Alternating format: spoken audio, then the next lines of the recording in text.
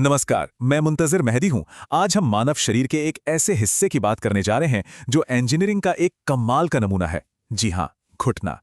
ये हमारे शरीर के सबसे जरूरी जोड़ों में से एक है। तो चलिए सबसे पहले एक सवाल पर गौर करते हैं। कभी सोचा है कि एक ही जोड़, एक ही जॉइंट कैसे हमें दौड़ने के लिए फ्लेक्सिबिलिटी और घंटों तक खड़े रहने के लिए चट्टान जैसी मजबूती देता है? इसके पीछे आखिर राज क्या है? इसका जवाब छिपा है बायोलॉजिकल इंजीनियरिंग के एक नायाब डिजाइन में।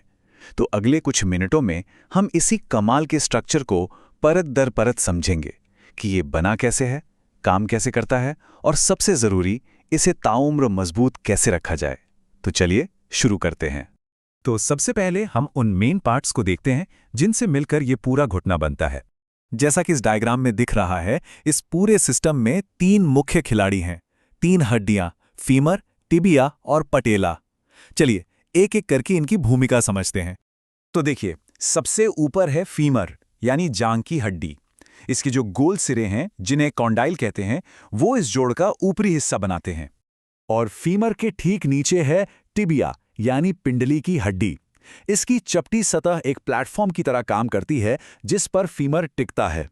और इन्हीं दोनों से बनता है हमारा मेन नी जॉइंट।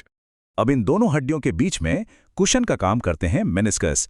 ये सी शेप की डिस्क एक तरह से शॉक अब्जॉर्बर हैं जो हड्डियों के बीच फिटिंग को परफेक्ट बनाते हैं और दौड़ते कूदते समय झटकों को सोख लेते हैं। और फिर आता है हमारा तीसरा खिलाड़ी पटेला, जिसे हम आम भाषा में घुटने की चक्की कहते हैं।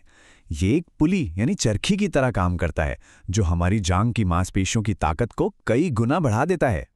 ठीक है, तो अब जब हमने सारे पुर्जे समझ लिए हैं, तो चलिए आगे बढ़ते हैं और देखते हैं कि ये सब मिलकर मूवमेंट कैसे पैदा करते हैं। अब यहाँ एक बहुत ही दिलचस्प बात है।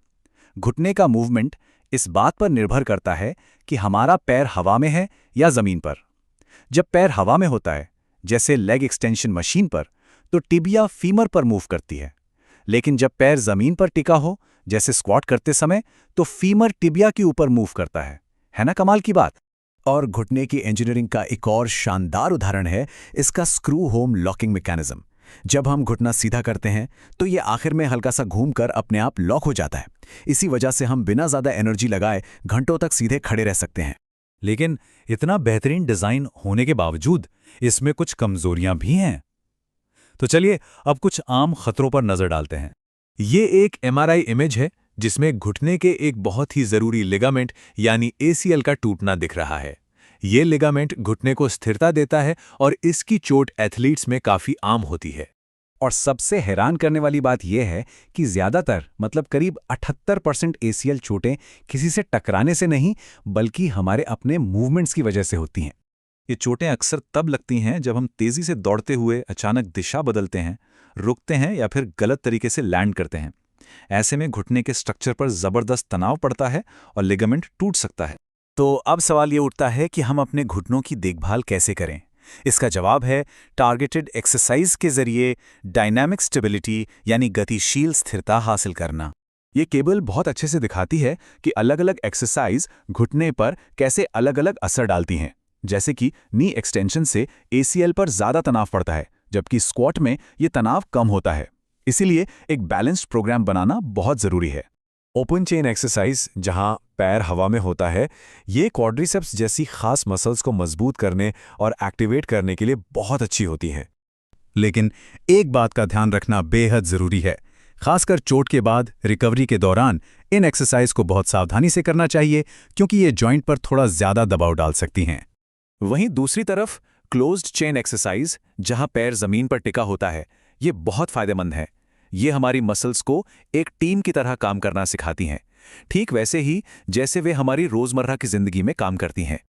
और हाँ, क्लोज्ड चेन एक्सरसाइज करते समय सबसे जरूरी चीज है सही फॉर्म, सही पोस्चर बनाए रखना जॉइंट को सेफ रखने के लिए बहुत जरूरी है। आखिरकार हमारा असली लक्ष्य है न्यूरोमस्कुलर सिस्टम को ट्रेन करना, मतलब दिमाग और मसल्स के बीच तालमेल को इतना बेहतर बनाना कि घुटना किसी भी तरह की तेज और अचानक होने वाली एक्टिविटी के दौरान खुद को संभाल सके। तो आज हमने घुटने को तो समझ लिया, लेकिन इसकी सेहत सिर्फ इस पर ही निर्भर नहीं करती, बल्कि पूरी काइनेटिक चेन से जुड़ी है। और यही एक सवाल है जिस पर हमें सोचना चाहिए कि कहीं हमारे कूल्हों या टखनों की कमजोरी तो हमारे घुटनों की सेहत पर असर नहीं डाल रही।